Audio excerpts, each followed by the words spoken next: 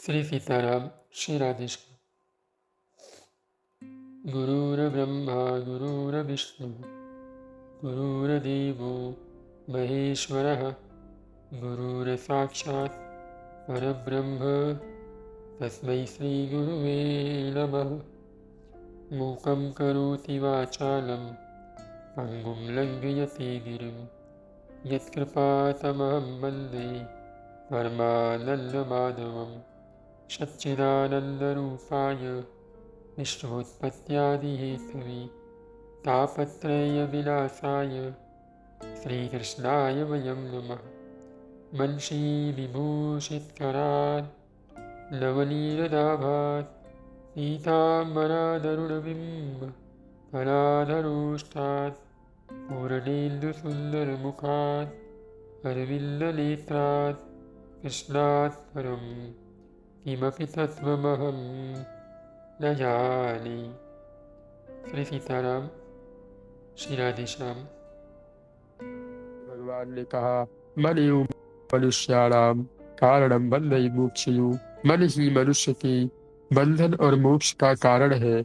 भगवान आपके शरीर की इंद्रियों का कोई भी कार्य नोट नहीं करते, वो केवल आपके मन का ही कार्य नोट करते हैं। इसलिए मन को बहुत पवित्र बनाइए। एक भजन है, तन को निर्मल बनाना सरल है मगर मन को निर्मल बनाना बड़ी बात है।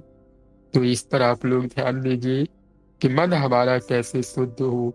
मन शुद्ध होगा भगवान के नाम जप करने से, भगवान का खूब भजन करने से, भगवान के सामने बैठ करके रोने से। गुरुदेव भगवान, राधा माधव, सीताराम सरकार, लक्ष्मी नारायण सरकार, गौरी शंकर सरकार, इनके सामने बैठिए, अपने पापों को दिखाइए और रोने का प्रयास कीजिए कि नाथ, मैं बहुत हीन हूँ, मैं बहुत नीच हूँ, मुझे केवल आप संभाल सकते हो, आपके सिवाय मेरा कोई नहीं। हाँ, दिखने को बहुत है, कहने को बहुत है, लेकिन हमें पता है, आपको पता है कि कोई आपका नहीं है। इसलिए मन की तरंग मार लो, यही हो गया भजन। मन को पूरी तरह भगवान में लगाओ और मन की जो तरंग उठते हैं, काम, क्रोध, मोह, लोभ, राग, द्वेष, ये जो तरंग उठ रहे, इन सब के तरंगों को मार दो और उन्हें भगवान में लगा दो। आगे हम लोग बढ़ते हैं। आप लोग एक बार कहिए, राधे श्याम। राधे श्याम सीताराम। राधे राधे श्याम सीताराम। जी, आप लोग बहुत सावधान होकर सुनिएगा। हमने कल यहाँ पर सुना था, भजन करने वालों से पाप कर्म क्यों नहीं छूटते। ये हमारा आपका, लगभग बहुत सारे लोगों का प्रश्न होता है कि भजन करने वाले हैं फिर भी हमारे पाप कर्म क्यों नहीं छूट रहे, हम पाप कर्मों से मुक्त क्यों नहीं हो रहे। पूज्य बाबा उत्तर देते हुए कहते हैं, इन्हें विषय चिंतन करने को समय मिलता है जिससे पाप होता है। यदि निरंतर भजन करने लगे तो फिर पाप नहीं हो सकता। जन्म जन्मांतरों से विषय सेवन करते आए हैं, इसीलिए एक जन्म का सारा समय भजन में लगावे तो भी थोड़ा ही है, परंतु हम तो उसे एक समय में भी नहीं लगा पा रहे हैं। हम जितना भजन करते हैं उतने पाप तो छूटते ही हैं। यानी बाबा कह रहे हैं कि हमसे पाप क्यों होता है जब हम विषयों का चिंतन करते हैं। स्वाभाविक है, हमसे आपसे पाप क्यों हो रहा है। हम कहीं किसी सामान के बारे में, किसी व्यक्ति के बारे में, किसी चीज के बारे में सोचते हैं तो हमारे मन में राग द्वेष भरी वृत्तियां आती है कि अगर मेरा बाप ना होता तो मैं जा करके ये कर देता, अगर मेरी माँ ना होती तो मैं ये कर देता, अगर मुझे पुत्र का डर ना होता तो मैं ये कर देती, समाज का डर ना होता तो ये कर देती। पाप हुआ कि नहीं हुआ? पाप 3 प्रकार से होते हैं, मन से, वाणी से और शरीर से। 3 प्रकार से कर्म होते हैं और सबसे बड़ा पाप मन से होता है। लेकिन गोस्वामी जी ने यहाँ पर थोड़ा सा छूट दिया कि यही कलयुग कर एक प्रभाव। इस कलयुग में केवल एक प्रभाव है कि आप मन से पाप नहीं होगा, पुण्य अवश्य होगा। इस कलयुग में केवल मन से पुण्य कीजिए, पाप मत कीजिए। मन से कभी किसी के बारे में बुरा मत सोचिए। मन से निर्द्वंद होकर, निरपेक्ष होकर एकदम किसी को अपना मानिए ही मत। मन से कोई आपका दुश्मन भी हो तो उसके अंदर जो भगवान बैठे हैं उसे देखकर प्रणाम कीजिए कि अरे, ये शरीर से मेरा संबंध थोड़ी है, हमारा तो इससे संबंध है। पूज्य केली कुल्ली वाले बाबा कहते हैं ना कि आत्मसम्मान करना सीखिए। आत्मसम्मान क्या है? समस्त शरीर में, समस्त व्यक्तियों में विराजमान मेरी एक आत्मा यानी जो प्रभु है वही मेरी प्रभु है, उनका सम्मान करो। तो सम्मान करने से आपके मन में बुरे चिंतन नहीं होंगे, आपके मन में फिर पाप नहीं आएगा। जो विषय चिंतन करता है, जो विषयों के बारे में सोचता है, उसी से पाप होता है। यदि निरंतर भजन करने लग जाए तो फिर हमसे पाप नहीं होगा। भजन किसका करना है? थोड़ी थोड़ी देर में कहते रहिए, हे मेरे नाथ, मैं आपको भूलूं नहीं। थोड़ी थोड़ी देर में अपने प्रभु को याद कर लीजिए। ज्यादा समय थोड़ी लगता है, 10 से 5 सेकंड। आंखें बंद किए या आप आंखें खोल लिए, थोड़ा सा सावधान हो गए और अपने प्रभु को याद कर लिया। परम श्रद्धेय स्वामी जी ने इतनी अच्छी बात कही जो किसी संप्रदाय की अपेक्षा नहीं करता। उन्होंने कभी ये नहीं कहा कि हे मेरे सीताराम, हे मेरे राधे श्याम, हे मेरे लक्ष्मी नारायण। उन्होंने कहा, हे मेरे नाथ, मैं आपको भूलूं नहीं। और ये एक ऐसा मंत्र है कि जिस प्रकार हम सांप बिच्छू हमें काट लेते हैं ना, तो हम जब किसी के यहाँ जाते हैं तो गांव वगैरह में उसका थोड़ा उपचार होता है मंत्र विधि से, तो वो उतर जाता है। ऐसे ही आप इसे थोड़ी थोड़ी देर में कहते रहिएगा।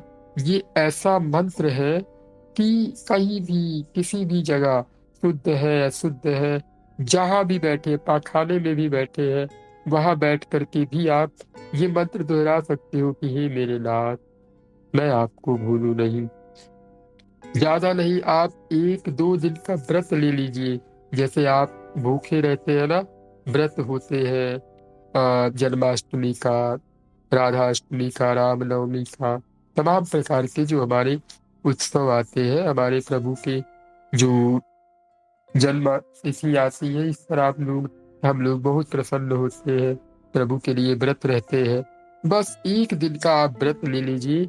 व्रत ये है कि हमें थोड़ी थोड़ी देर में, 5-5 मिनट में ये जरूर बोलना है कि हे मेरे नाथ, मैं आपको भूलूं नहीं। और जब आप हे मेरे नाथ कहेंगे, मेरा विश्वास कीजिएगा, उसी समय आपका नाम चलेगा। आप आज और अभी जाकर ये करिएगा। जैसे आप कहेंगे हे मेरे नाथ, तुरंत आपके प्रभु का दर्शन होगा और दूसरा तुरंत आप नाम करने लग जाइएगा। लिखित ले लीजिए, ये मैं एक किसी बल से कह रहा हूँ कि आपका नाम तुरंत चलने लग जाएगा। ये चीज है। लेकिन एक बात आप लोग विशेष ध्यान दीजिए, इन सब चीजों की जानकारी, इन सब चीजों के लिए बल हमें ज्यादातर मैंने आप लोगों को समझाया है। बिनु सत्संग विवेक न हुई, राम कृपा बिनु सुलभ न सोई। हमारा मन इतना चालाक है, माया इतनी प्रबल है कि हम 10 दिन 5 दिन सत्संग करते हैं, फिर हमारे मन को माया ऐसे भटकाती है कि अब तो हमें एकांत करना चाहिए। अब हमें कहाँ इन प्रपंचों में पढ़कर अपने जीवन को व्यर्थ करना है। ना, इन सब चीजों पे ध्यान दीजिएगा। अपने मन को तब तक मारो, तब तक मारो, तब तक मारो जब तक वो वास्तव में एकांत में ना हो जाए। और एकांत की पहचान है कि जीवन में जब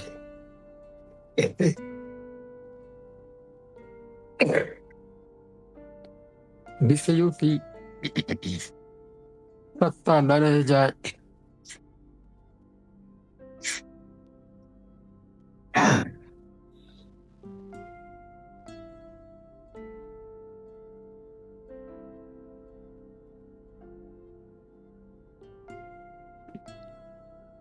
एकांत की पहचान है कि आपके जीवन में जब आप सबके संग में हो तो भी आप अपने प्रभु, अपने गुरुदेव, अपने समस्त जो भक्त जन है जिन्हें आप सम्मान देते हैं, उनके साथ मगन है। आप लोगों की एक परीक्षा है, आप लोग कभी एकांत में जाए या बहुत बड़ी महफिल में जाए और वहां बैठे तो वहां आपको गुरुदेव भगवान आभास हो, वहां आपको आपके इष्ट भगवान आभास हो, आपके तमाम भक्त जन जिन्हें आप सम्मान देते हो प्रभु के रूप में, वो आभास हो। तो समझिएगा अब हम एकांत में आ चुके हैं। हमारी ना यही सबसे बड़ी गलती होती, क्योंकि हम होते हैं नए नए और हम सत्संग करते हैं नहीं। परम श्रद्धेय स्वामी जी कहते हैं कि आप 12 घंटा और 24 घंटा 15 घंटा एकांत में बैठ करके भजन कीजिए। और हाँ, यही बात कुछ मलूक पीठ वाले बाबा ने भी कहा था कि आप 24 घंटे 23 घंटे लगातार भजन कीजिए एकांत में रहकर, और आप 1 घंटा सत्संग में आकर प्रभु के बारे में सुनिए, बस आपका काम हो गया। ये मैं कोई अपने इस सत्संग का प्रमोशन करने के लिए या प्रमोट करने के लिए नहीं कह रहा हूँ। इससे आपको लाभ होगा, इससे आप आगे बढ़ोगे, लेकिन सावधानी बता रहा हूँ कि साधक के जीवन में दिक्कतें कहाँ आती हैं। जब आप सत्संग करने लग जाइएगा, भजन करने लग जाइएगा, तो याद रखिएगा आपका मन आपको एकांत में ले जाएगा। आपसे वो लोग भी मिलने आएंगे जो आपसे कभी बात नहीं करते थे। वो आएंगे और आपसे कहेंगे महाराज कुछ बताइए, कुछ समझ में नहीं आ रहा जीवन में। और आप क्या कीजिएगा, आप बताने लगेंगे, बस आपका भजन चोरी, आपकी बातें चोरी, जो चीजें आप अपने ऊपर अप्लाई कर रहे थे वो लोग चुरा ले जाएंगे। तो इसीलिए यदि आप निरंतर भजन करते रहेंगे तो आपसे पाप नहीं होंगे, क्योंकि हम 1-2 जन्म से विषय का सेवन नहीं कर रहे हैं, हम जन्म जन्मांतरों से विषय सेवन करते आए हैं। इसीलिए एक जन्म का सारा भजन, यानी एक जन्म अगर हम सारा भजन में लगा दे तो भी थोड़ा ही है। इसलिए प्रयास कीजिए। हम 1 घंटा 2 घंटा भजन करके बड़े अभिमान में आ जाते हैं कि आज हमने 1 घंटा भजन किया, 2 घंटा भजन किया। निरंतर चिंतन बनाए रखिए, कोई भी काम कीजिए उस काम का उद्देश्य हो भगवान को प्राप्त करना, किसी भी तरह से कैसे भी, बस निश्चिंत हो जाइए। उसके बाद जितना आप भजन करते जाएंगे उतना आपका पाप छूटता जाएगा। तो ये चीज आप लोग ध्यान दीजिए। अभी केली कुली वाले महाराज जी कल ही कह रहे थे कि एक व्यक्ति था, वो 20 वर्ष से लगातार सत्संग सुनने का एक नियम बनाया हुआ था। किसी कारणवश 2-3 दिन के लिए उसे कहीं जाना पड़ा। उसने अपने पुत्र से कहा कि हमारा नियम छूटे नहीं, इसीलिए तुम 2-3 दिन जाकर सत्संग सुन लो। वो सत्संग में गया, बैठ करके वहां सत्संग सुन रहा था। सत्संग में उसने सुना कि गाय, ब्राह्मण ऐसे करके 2-4 जीवों के बारे में, प्राणियों के बारे में। तो उसने गाय के बारे में सुना कि गाय यदि कुछ खा रही हो तो उसको मारो नहीं, कभी भी तकलीफ दो नहीं। तो उसने सुन लिया। अब वो लौट करके आ रहा था घर दूसरे दिन या तीसरे दिन। तो दूसरे दिन ऐसा हुआ कि एक गाय थी, कहीं किसी, शायद उसी के घर या कई रास्ते में कुछ अनाज में मुंह डाल के खाए जा रही थी। अब उसके पिताजी शायद लौट करके आ रहे थे, उन्होंने देखा, उन्होंने कहा अरे तुम ये क्या कर रहे हो, भगाओ इसको, मारो। तो उसने कहा, पिताजी मैंने सत्संग में सुना है कि गौ माता कुछ खा रही हूँ तो उन्हें मारना नहीं चाहिए। उन्होंने कहा, अरे मूर्ख, हम 20 साल से सत्संग सुन रहे हैं, वो खाली सुनना चाहिए, उसको धारण करने के लिए किसने कह दिया? सुनने से हमारे पाप कम होते हैं। तो अब उसको वो डांटने लगा। तो सोचिए कि वो 20 साल से सत्संग कर रहा था तो उसके अंदर कोई परिवर्तन नहीं, और वो बेचारा 3 दिन में परिवर्तन प्राप्त कर लिया। तो ये आप लोग समझने का प्रयत्न कीजिए, सत्संग सुनने का विषय नहीं है, सत्संग जीवन में धारण करने का विषय है। और हम आप लोगों को सच बताएं, जब आप लोग कभी एकांत में बैठे, कभी आप एकांत में मोबाइल मोबाइल सब दूर करके जैसे बैठे और तुरंत आपके प्रभु की याद आने लगी, तब आप समझिएगा कि अब हम सही चल रहे हैं।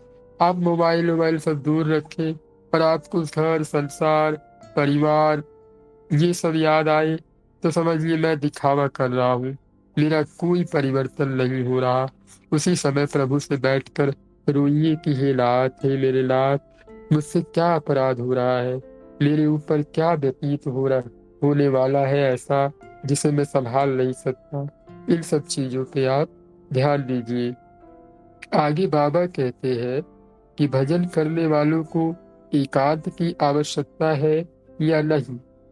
तो बाबा कहते हैं एकांत की अत्यंत आवश्यकता है, लेकिन मन की, क्योंकि एकांत के बिना विरोधी वृत्ति दूर नहीं होती। आप एक बात समझिए कि यहाँ पर बहुत ध्यान देने का विषय है। सत्संग समूह में किया जाता है, लेकिन भजन वो एकांत में किया जाता है। ये आप लोग ध्यान देने का प्रयत्न कीजिएगा। आप जितना ज्यादा सत्संग करेंगे, सत्संग सुनने के बाद उसके बाद एकांत समझिए, उसके बाद एकांत पकड़िए। जितना आपने सत्संग में सुना, चुपचाप एकांत में बैठिए और खूब भजन कीजिए। ये नहीं कि हम एक दिन सत्संग में आए, 2 दिन आए, फिर उसके बाद हमने ये कर लिया कि भाई अब तो हम एकांत में रहेंगे। फिर आपकी, जैसे हमने बताया ना कि आप डॉक्टरी में गए, डॉक्टर ने आपको मर्ज के बारे में बता दिया कि ये जुकाम है, ये बुखार है, ये तमाम प्रकार की बीमारियां हैं। आप जान लिए कि हाँ ये तमाम प्रकार की बीमारियां हैं, लेकिन उसको खत्म करने के लिए आपको मेडिसिन लेना पड़ेगा।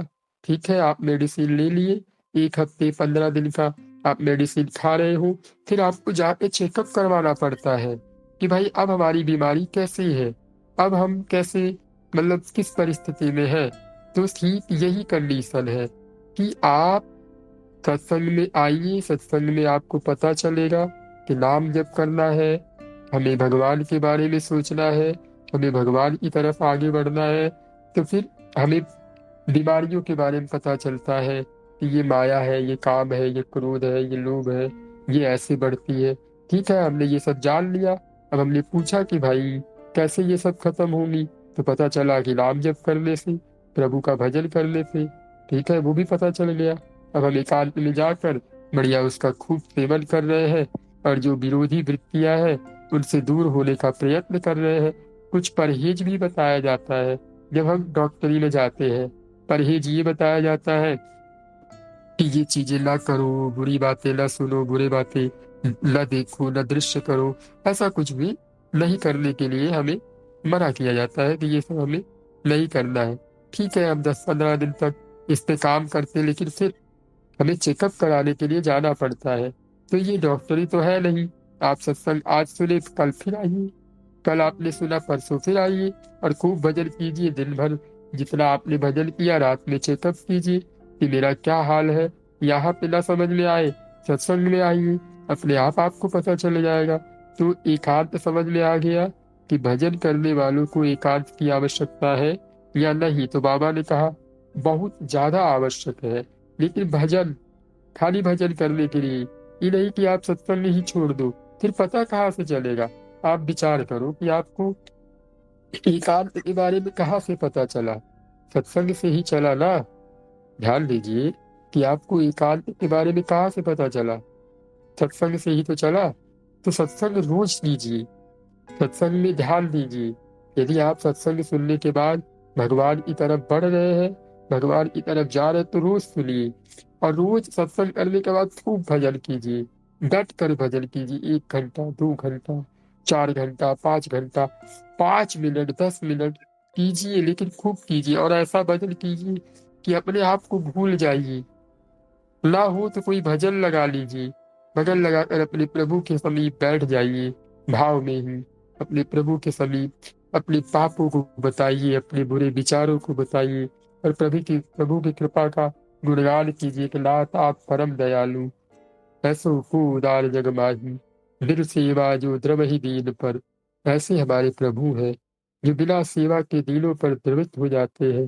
तो अपने प्रभु को बताइए, अपने प्रभु को कहिए। तो कहने का मतलब ये है, एकांत कीजिए। एकांत किस लिए करना है? भजन करने के लिए।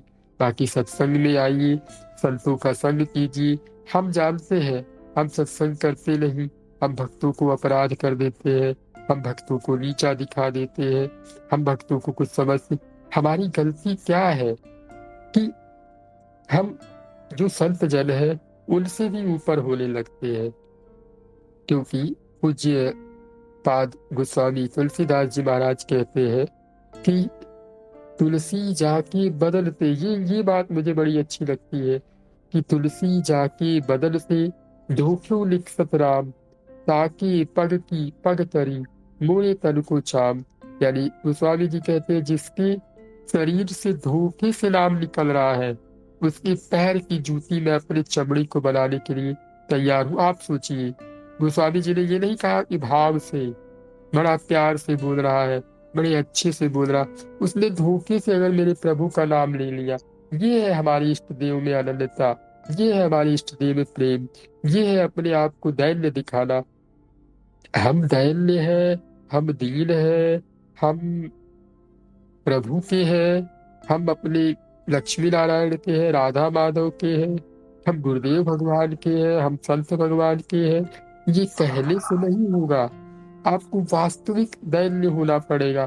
कोई मेरे प्रभु का नाम ले ले, कहीं संत भगवान आ जाए, भक्त भगवान आ जाए, कोई मेरे प्रभु के बारे में थोड़ा बहुत जानता हो, उसको तो मन ही मन बारंबार दंडवत कीजिए कि शायद ये मेरे बारे में जानते ना हो।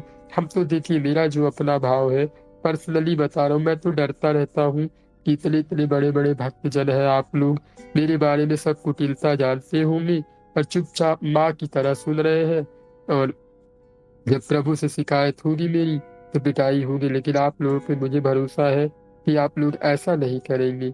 आप लोग कहेंगे ठीक है, बहुत बोलता है, बड़ी वाचालता है इसमें, तो इसकी थोड़ी सी इच्छा पूरी कर देते हैं हम लोग सुन के। तो आप लोगों के जैसा मेरे दयालु कौन होगा, आप लोगों के जैसा कृपालु कौन होगा जो मेरे प्रभु की बातें इतने प्यार से सुनते हैं। आप लोग सब कुछ जानते हुए भी ऐसा कभी नहीं दिखाते कि मैं बहुत जानकार हूँ। क्योंकि पूज्य दया प्रसाद बाबा कहते हैं कि एक श्रोता अच्छा वक्ता भी होता है, क्योंकि जो सुनेगा वही तो बोलेगा। तो इसीलिए आप लोग ध्यान दीजिए कि हमारे सामने यदि कोई गलती से राम नाम लेवे तो हमें चकित हो जाना चाहिए, हमें सावधान हो जाना चाहिए कि ये मेरे प्रभु का नाम लेता है। क्योंकि जो अपराध भगत कह करही, राम रोष पावक सो जरई। इस बात पर ध्यान दीजिएगा कि भक्तों का, संतों का तो अपराध छोड़िए, जो एक बार नाम ले ले उसके प्रति ऐसा भाव हो जाए कि मैं इसे क्या दे दूं, मैं इसको क्या दे दूं, क्या खिला दूं, क्या पिला दूं, कितना सम्मान दे दूं। इस बात पे आप लोग ध्यान दीजिए। अहंकार को आड़े मत आने दीजिए, ईगो को बीच में मत आने दीजिए कि मैं संत का हूँ, मैं भगवान का हूँ, मैं अपने प्रभु का हूँ, मैं नाम लेता हूँ, मैं 21,000 नाम लेता हूँ, 22 लाख नाम लेता हूँ। ये सब करना अहंकार है, इससे दूर हो जाइए, दैन्य होना सीखिए। वास्तव में यही दरबार दीन को आदर, इस दरबार में केवल दीनों का आदर है, अहंकारियों का आदर नहीं है। यहाँ पर प्रभु केवल दीनों को देखते हैं। नहीं दीन हो तो ईमानदार बन जाइए। ईमानदार तो बन सकते हैं ना, सच्चे तो बन सकते हैं कि कोई दिखे, आप डर के मारा उससे न बोलिए, लेकिन आपके मन में होना चाहिए कि जय हो प्रभु, आपका नाम ले रहा है, बड़ा अच्छा है, बड़ा प्यारा है, और कहीं भक्त मिल जाए, संत मिल जाए, तो मैं उनसे संबंध जोड़ने के लिए नहीं कह रहा हूँ, लेकिन उनके प्रति कभी हमारा दुर्भावना ना हो जाए, हमें कभी ये ना आ जाए कि मैं तो इनसे बड़ा हूँ, ये क्या मुझे बताएंगे, ये क्या मुझे सिखाएंगे। बस यही पतन शुरू होता है। तो हमने क्या देखा कि भजन करने की आवश्यकता है, और सत्संग में आने की आवश्यकता क्यों है कि हम परहेज को जान सके, अपने अंदर की कमियों को जान सके, अपने अंदर की बुराइयों को जान सके। इन सबको जान करके भजन एकांत में खूब डट कर कीजिए। और अगर ना हो तो व्यवस्था प्रभु की कृपा से बड़ी अच्छी है कि आप लोग गीता का पाठ कर पा रहे हो, आप लोग गीता का सत्संग कर रहे, कितनी अच्छी बात है, कितनी कृपा है हम लोगों पे। हम लोग कभी आज तक कृपा का आदर करते हैं क्या? कभी नहीं करते। हमारी भी पता नहीं कितना, कौन सा अहंकार, कौन सा क्या कहे हम, कितना क्या कहे, हमारे में क्या अहंकार भर गया है, कौन सा अहंकार भर गया, कुछ समझ में नहीं आता। अरे हमने कभी संतों को या गुरुजनों को थोड़ी पकड़ा है, उन्होंने कृपा करके हमें पकड़ा। आप विचार कीजिए ना कि हम आज की 10 साल, 15 साल, 20 साल पहले कुछ जानते थे क्या? हमें कुछ पता था क्या? लेकिन गुरुजन ने, संतजन ने हम पर कृपा करके हमें अपना बनाया, हमें अपना समझा। तो इससे क्या हुआ? हमारे जीवन की सफलता क्या हुई? हम उन्हें देख करके कभी ये विचार करते हैं कि गुरुदेव भगवान, हम आपके लिए ईमानदार बनेंगे, आपके लिए सच्चे बनेंगे, आपके लिए किसी को कष्ट नहीं देंगे। कोई भी भक्त दिखे, कोई भी संत, अगर एक कुत्ता भी भगवान का नाम ले जाए, हमारे मन में ऐसा स्वाभाविक भाव आना चाहिए। एक होता है कि हम करते हैं, कोई संत दिख जाता है तो हम ऐसे दंडवत होते हैं कि जय हो भगवान, जय हो। एक होता है कि हम इधर दंडवत, एक होता है कि हम स्वाभाविक, किसी ने नाम लिया, मन करता है क्या दे दे इसको, क्या दे दे इसको। और एक होता है कि हम बाहर से तो दिखाते हैं कि हम बड़े अच्छे हैं। अच्छा क्यों दिखाना? हमें किसी के प्रति इंप्रेशन क्यों जमाना? हमें संतों को, भक्तों का हो करके हम उन्हीं भक्तों को, उन्हीं संतों को ऐसे एकदम से दरकिनार करते जाते हैं कि लगता है कि हम बड़े अच्छे साधक हैं। कभी जीवन में ये बात ना आवे कि मैं अच्छा हूँ। हमेशा धैर्य रहिए कि ये मेरे प्रभु का नाम लेते हैं, शायद मैं इनके जैसा ना लेता हूँ, शायद इन्हें ज्यादा न पता हो, फिर भी इन्हें जितना पता है उतना तो ये कर रहे हैं। आप विचार कीजिए, हमें आपको क्या पता है? बहुत पता है गुरुदेव कृपा से। गुरुदेव ने हमें बहुत बता दिया कि नाम जप करो, भक्तों का आदर करो, सत्संग में जाओ, भक्तों का सम्मान करो। कोई भी एक नाम ले ले, कोई भी एक नाम भूल कर भी ले ले, उसका सम्मान कीजिए, उसे प्रेम दीजिए। मन ही मन आपके अंदर एक भाव आना चाहिए कि अरे इसने मेरे प्यारे का नाम लिया है, मेरे प्रभु के है ये, इनको मैं क्या दे दूं, कैसे दे दूं। ये आपके अंदर भाव आना चाहिए। हम इतने अभिमानी, इतने अहंकारी, ज्ञान में चूर रहते हैं। सामने वाला एक शब्द नहीं बोल पाता, हम 10 शब्द उसको सुना देते हैं। अरे शायद वो आपको कुछ बता जाए, शायद वो आपको कुछ अनुभव दे जाए। देखिए, हम बोलते हैं उतना जितना हम जानते हैं, लेकिन सुनते हैं, नया सुनते हैं। जैसे कोई कुछ बोलता है तो हम नया ही तो सुनते हैं ना। आप लोग विचार कीजिए, जब कोई कुछ बोलता है हमें, तो हम वो शब्द नया ही तो सुन रहे होते हैं। इसलिए जब कोई आवे तो खूब मौन होइए और भक्तों का बहुत आदर कीजिए। हम संबंध बनाने की बात नहीं कह रहे किसी से भी। जो आवे, जो दिख जाए, मेरे प्रभु का नाम लिया, आपके अंदर से वो भाव आना चाहिए कि नहीं, मुझे इसे सम्मान देना है, इसे प्रेम करना है, इसे प्यार से बात करनी है, भगवान की चर्चाएं सुननी है। हम संतों से, भक्तों से लाभ उठाना नहीं जानते। कभी भी किसी के पास जाइए तो विचार कीजिए कि भैया कैसे हमारा भजन बढ़े। पता है भजन कैसे बढ़ेगा? पूछिए भजन कैसे बढ़े, प्रेम कैसे बढ़े, तो कुछ ना कुछ तो बताएंगे ही। नाम चलता रहे अंदर ही अंदर, माने सत्संग की बात होती रहे, उल्टी सीधी बातें ना हो। तो इस पर आप लोग ध्यान दीजिए। एकांत करना आवश्यक है। बहुत आवश्यक है। लेकिन सत्संग में आइए, सत्संग में जाइए। मैं ये नहीं कह रहा कि आप लोग यहाँ यही आइए, हम तो कह रहे जहाँ सत्संग हो, जहाँ सत्संग हो। गोस्वामी जी ने कहा, सुत दारा घर लक्ष्मी, पापी के घर होए, संत समागम हरि कथा, तुलसी दुर्लभ दोए। आपके घर में लड़की भी होगी, अच्छी कन्या भी होगी, अच्छी पत्नी भी होगी, बहुत सारे धन दौलत होंगे, ये पापी के घर में भी होता है। लेकिन संतों का समागम, भगवान की कथा बहुत कृपा से मिलती है। जब द्रवहि दीन दयाल राघव, साधु संगत पाई है। ये हमारे प्रभु बहुत ज्यादा द्रवित हो जाते हैं, ये हमारे प्रभु बहुत ज्यादा आपके ऊपर कृपा करते हैं, करुणा दृष्टि से देखते हैं, तो हमें सत्संग प्राप्त होता है। इसीलिए सत्संग की बड़ी महिमा है, क्योंकि सत्संग ने ही हमें सब कुछ बताया है, सब कुछ हमें पता चला है तो सत्संग से चला है। तो सत्संग का आजीवन पर्यंत खूब आदर कीजिए। एकांत में जो आप सत्संग में सुनिए, वो एकांत में जा करके उसको अपने ऊपर अप्लाई करना सीखिए। 1 मिनट, 10 मिनट, 15 मिनट बैठ करके ला आराम आराम से जल्दी जल्दी सत्संग को सोच लीजिए, आज हमने क्या क्या सुना, बस काम हो जाएगा। एकांत में बैठ करके 10 minute Ram Ram Ram, Radhe Shyam, 2 minute 5 minute ध्यान पूर्वक देख करके नाम लीजिए और अपने भाग्य की सराहना कीजिए कि बताइए, मैं 2 मिनट प्रभु का नाम ले पा रहा हूँ। प्रभु मुझ पर इतने कृपालु हो गए, दयालु हो गए। रोइए बैठ करके, तब देखिएगा आपको क्या आनंद मिलेगा, क्या सुख मिलेगा। सच बता रहा हूँ, आपको बहुत आनंद मिलेगा, बहुत ज्यादा आनंद मिलेगा। इसीलिए जब प्रभु बहुत कृपा करते हैं, तब अपने किसी सच्चे जन से मिलाते हैं। जब वो द्रवित होते हैं, तब बस हम उनको पहचान जाए। यानी आप प्रभु की कृपा को आप लोग देखने का प्रयास कीजिए। यहाँ पे बहुत सारे लोग आपको मिलेंगे, लेकिन आप ये नहीं देख पाएंगे। माया इतनी प्रबल है, इतनी प्रबल है कि वो ऐसे रोक देती है, दोष दृष्टि दिखाएगी। और संतों की यही कृपा है कि सोई जा नहीं जिहि देहु जलाई, जानत तो भई हुई जाई। जब संत जन कृपा करते हैं, जब संत जन चाहते हैं, तब वो आपको दिखाते हैं, तब वो आपको समझाते हैं। इसीलिए अपने आप को समझाइए, अपने आप को देखिए, सत्संग में रोज आने का प्रयास कीजिए।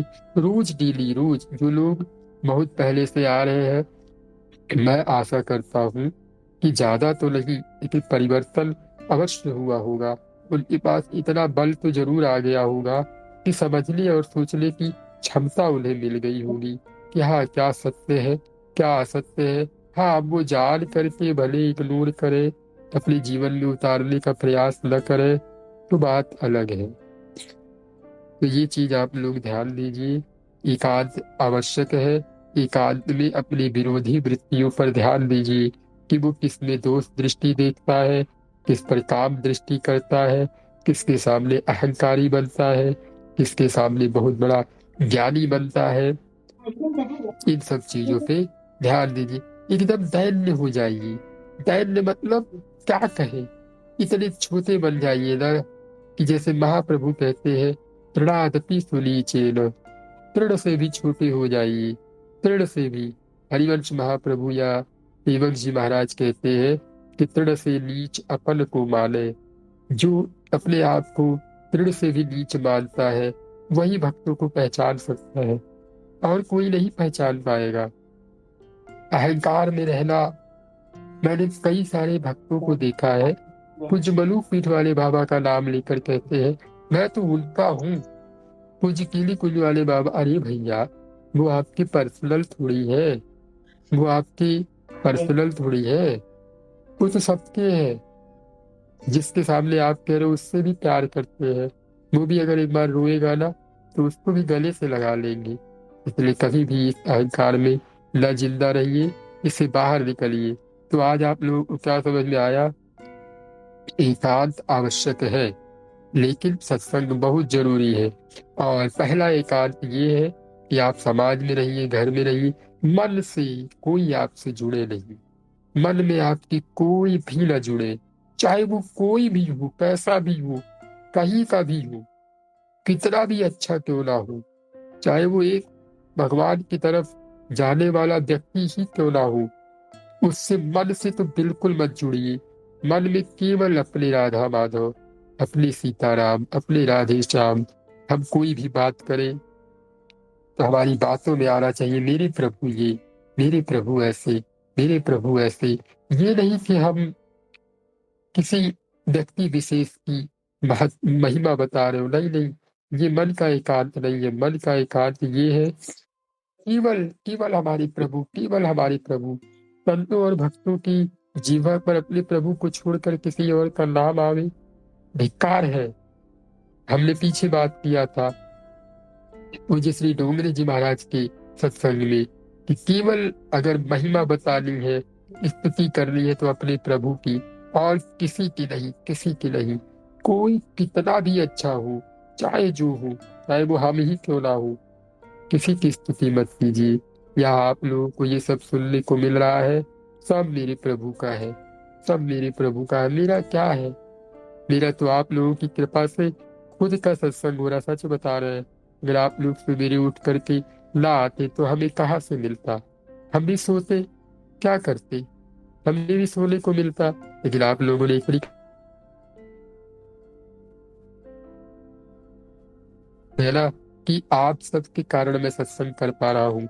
मेरे कारण आप लोग सत्संग नहीं सुन रहे हो, आप सब आते हैं तो हम सत्संग सुन पा रहे हैं। हमारी क्या एक महिमा है या क्या हैसियत है? हम तो खुद ही गिरे हुए पड़े हैं। वो तो ईशान भैया ने बड़ी कृपा करी कि बेचारे, उनका हम क्या कहें, शब्दों से कहना मतलब उनके आभार को प्रकट कर देना। और मैं नहीं चाहता कि उनके आभार को मैं प्रकट करूं कि उनकी कितनी कृपा है कि उन्होंने बेचारे क्या कहें। आप सब तो पीछे सत्संग में जो आ रहे थे वो तो जानते ही है, उन्होंने जबरदस्ती कहा कि नहीं, आपको पूज्य भाई जी का चरित्र करना पड़ेगा। पूज्य भाई जी के चरित्र के साथ साथ धीरे धीरे धीरे धीरे प्रभु की कृपा होती गई। उनके कारण बहुत कृपा है, बहुत कृपा है।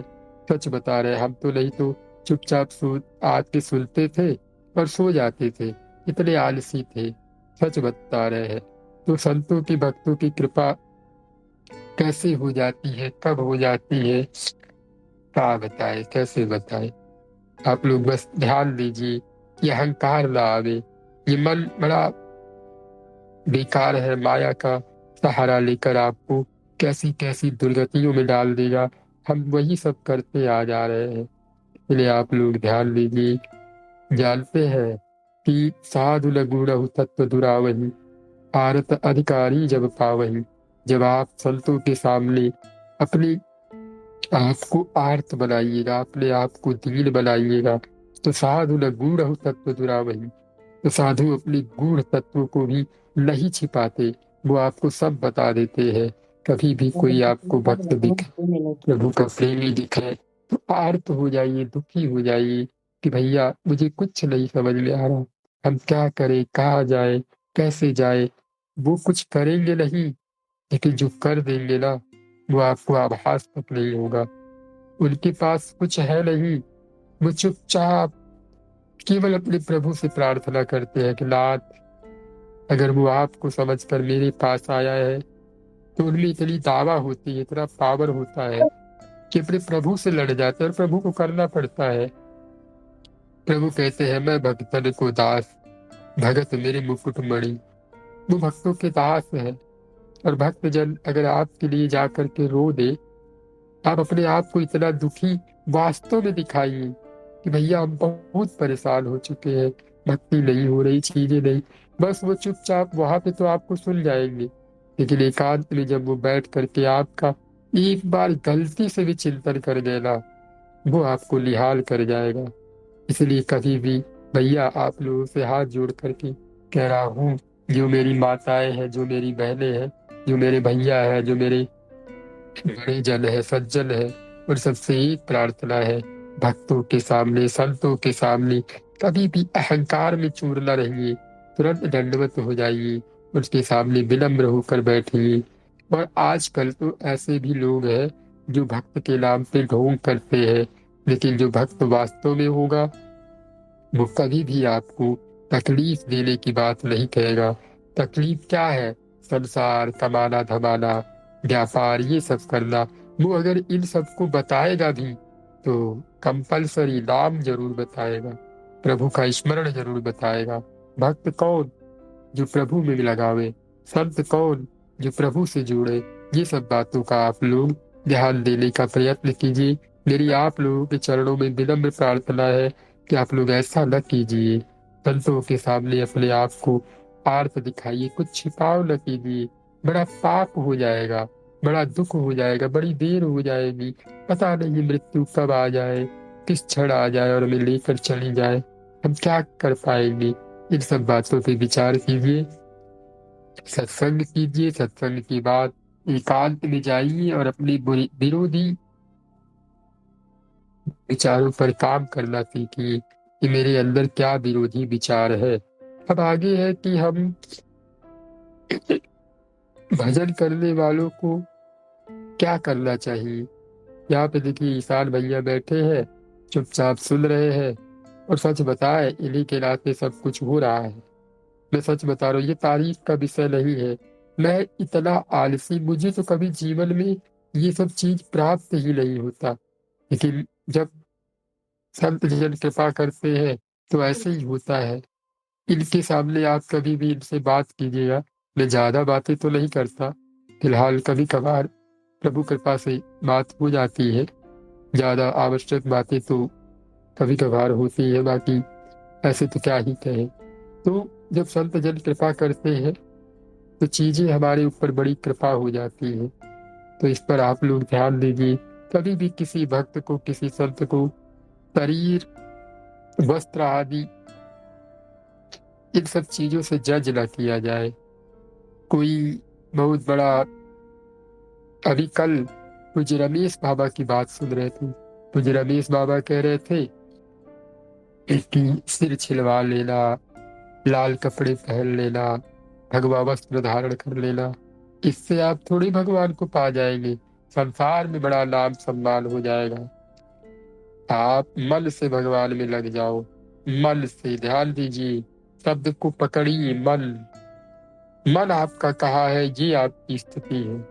मन आपका जहाँ है आप वहाँ है। स्वाभाविक, किसी में भी आप जुड़े हुए हैं, किसी में भी आप लगे हुए हैं, किसी के प्रति आपका भाव बना हुआ है, तो आप समझिए आप वहीं पड़े हैं। उससे आगे कभी आप नहीं निकल पाए।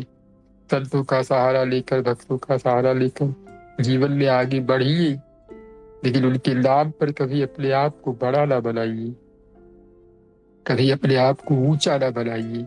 इस पर विशेष ध्यान दीजिए। हो सकता है आपको हम कहें कि हम पूज्य भाई जी के हैं, पूज्य सेठ जी के, पूज्य मनु पीठ वाले बाबा, पूज्य केली कुंज वाले बाबा, सब सम्मान देंगे। सम्मान देने में क्या है? बचिए, इन्हें कोई जाने नहीं। पूज्य राधा बाबा कहते हैं जहां मन वहीं तुम हो। उस पर एक दृष्टांत भी दिया था पूज्य भाई जी का, कि पूज्य भाई जी एक सत्संग में सुना रहे थे कि कोई व्यक्ति थे, बड़े अच्छे संत थे, वे कहीं मंदिर में बैठ करके पूजा कर रहे थे। उनका एक बड़ा अच्छा शिष्य था। उस शिष्य ने उस शिष्य से किसी ने आकर पूछा कि आपके गुरुदेव कहाँ है? तो उसने कहा हमारे गुरुदेव तो शराब खाने गए हुए हैं। तो उस व्यक्ति ने कहा अरे बड़ा मूर्ख है, शराब खाने वो क्यों जाएंगे? उनका तो ये समय होता है मंदिर में आरती पूजा करने का। तो कुछ देर बैठा रहा। उसने सोचा दिल लगी कर रहा होगा मेरे साथ हंसी मजाक। तो जब उसके गुरुदेव भगवान आए तब तो वो बड़ा चकित हो गया।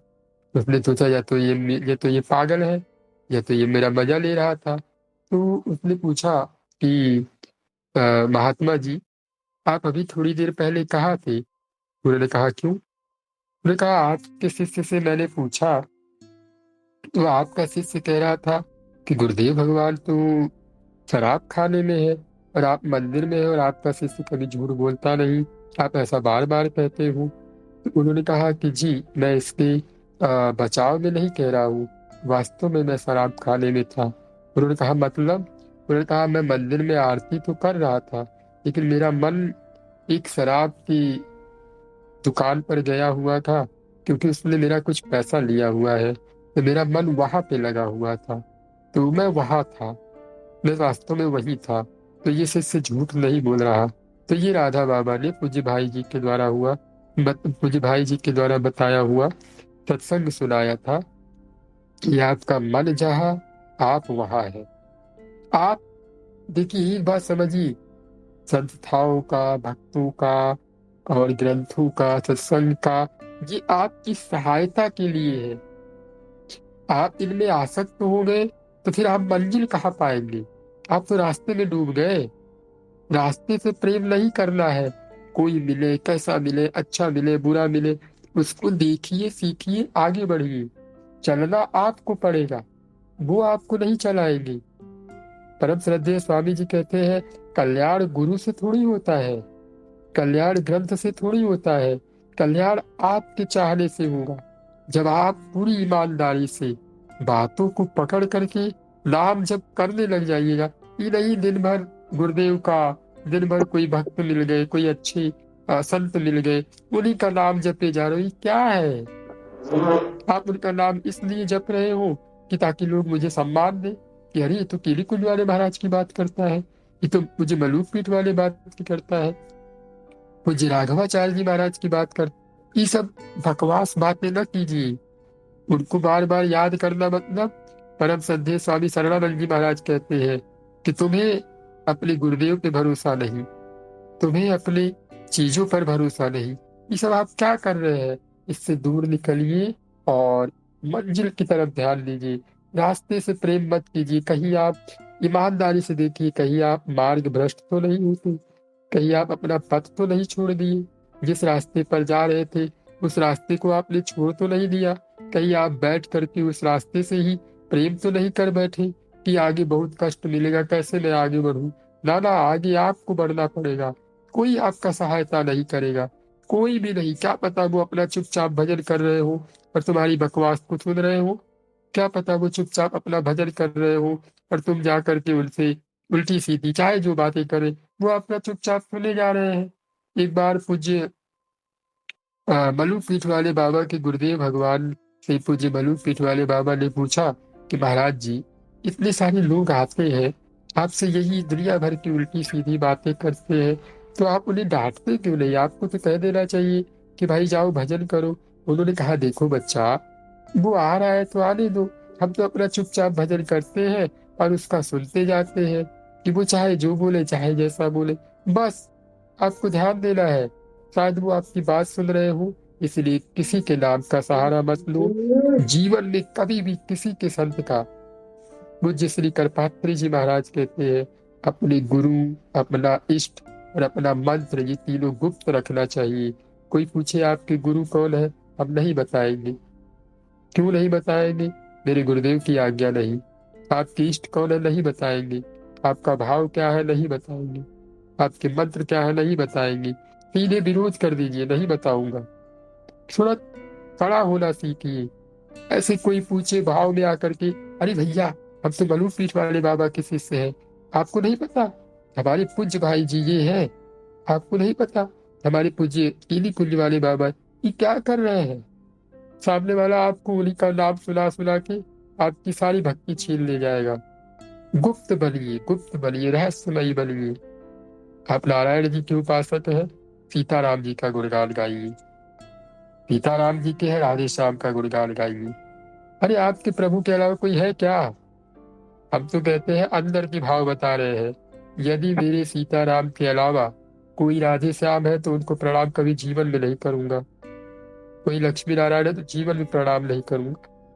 वही मेरे राधे श्याम ही, वही मेरे सीताराम ही राधे श्याम बने हैं, वही मेरे सीताराम ही लक्ष्मी नारायण बने, वही मेरे गुरुदेव भगवान पूज्य मलूक पीठ वाले बाबा बने हैं, वही मेरे गुरुदेव भगवान पूज्य केली कुंज वाले बाबा, पूज्य राधा बाबा, पूज्य सेठ जी महाराज, वही मेरे गुरुदेव भगवान।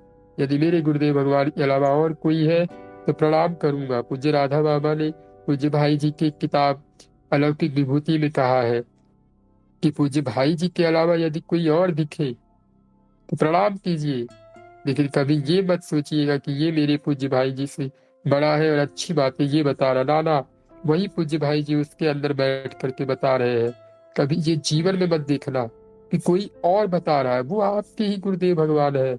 जहां से आप अच्छी बातें सुन रहे हो वो व्यक्ति नहीं बता रहा, आपके गुरुदेव भगवान बता रहे हैं। तो इस पर आप लोग ध्यान दीजिए, खूब विशेष कृपा कीजिए। समय बहुत हो गया, हमने 2 प्रश्नों को आज सुना। कल हम सुनेंगे भजन करने वालों को क्या करना चाहिए। इस पर आप लोग कल हम सुनेंगे।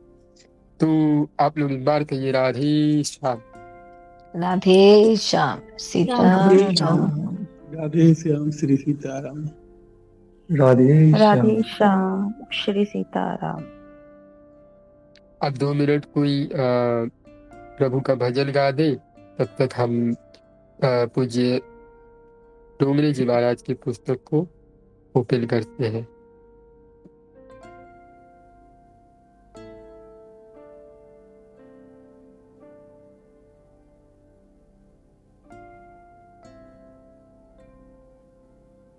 राधे श्याम प्रणाम। सीताराम सीताराम सीताराम सीताराम सीताराम सीताराम सीताराम सीताराम। राधे श्याम राधे श्याम राधे श्याम राधे श्याम। राधे श्याम राधे श्याम राधे श्याम राधे श्याम। सीताराम सीताराम सीताराम सीताराम सीताराम सीताराम सीताराम सीताराम। राधे श्याम राधे श्याम राधे श्याम।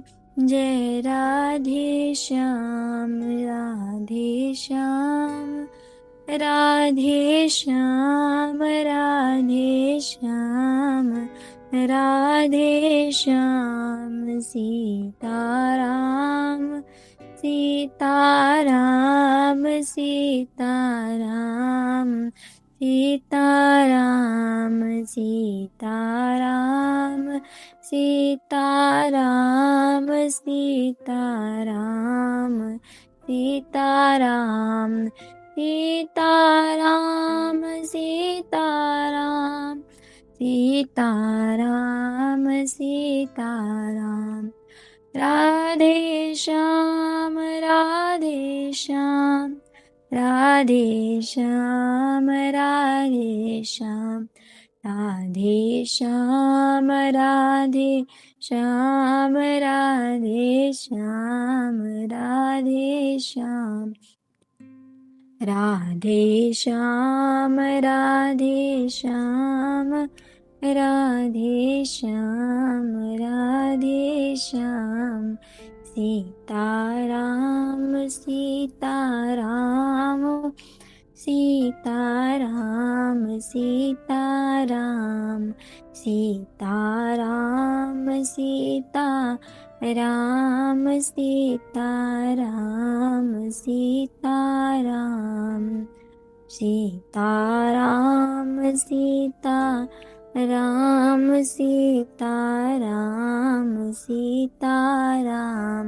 राधे श्याम राधे श्याम राधे श्याम राधे श्याम राधे श्याम राधे श्याम राधे श्याम राधे श्याम। हरे कृष्ण कृष्ण कृष्ण हरे हरे हरे राम राम राम हरे हरे हरे कृष्ण कृष्ण कृष्ण हरे हरे हरे राम राम राम हरे हरे हरे कृष्ण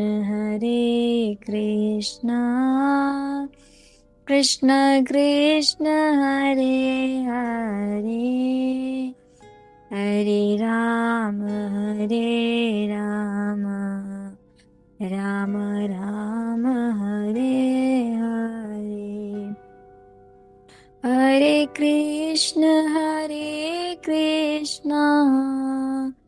कृष्ण कृष्ण हरे हरे हरे राम